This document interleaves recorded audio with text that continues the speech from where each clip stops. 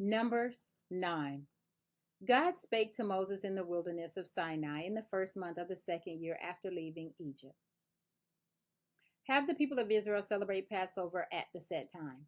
Celebrate it on schedule, on the evening of the 14th day of this month, following all the rules and procedures.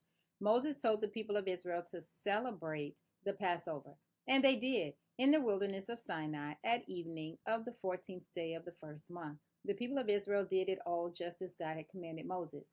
But some of them couldn't celebrate the Passover on the assigned day because they were ritually unclean on account of a corpse. So they presented themselves before Moses and Aaron on Passover and told Moses, "We have become ritually unclean because of a corpse.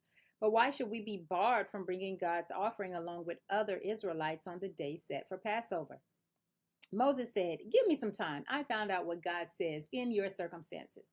God spoke to Moses, "Tell the people of Israel, if one or another of you is ritually unclean because of a corpse, or you happen to be off on a long trip, you may still celebrate God's Passover.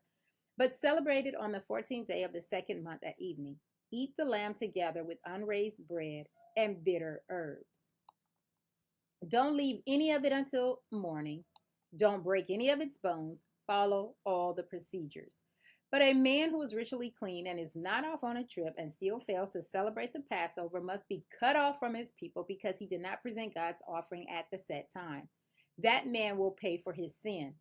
Any foreigner living among you who wants to celebrate God's Passover is welcome to do it, but he must follow all the rules and procedures. The same procedures go for both foreigner and native born. The day the dwelling was set up, the cloud covered the dwelling of the tent of testimony.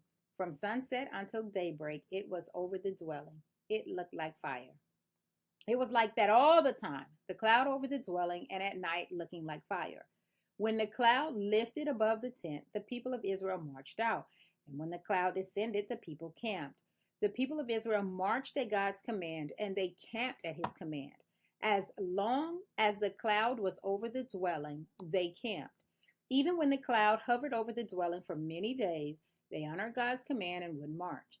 They stayed in camp, obedient to God's command, as long as the cloud was over the dwelling. But the moment God issued orders, they marched. If the cloud stayed only for sunset to daybreak and then lifted at daybreak, they marched. Night or day, it made no difference. When the cloud lifted, they marched. It made no difference whether the cloud hovered over the dwelling for 2 days or a month or a year. As long as the cloud was there, they were there. When the cloud went up, they got up and marched. They camped at God's command and they marched at God's command. They lived obediently by God's orders as delivered by Moses.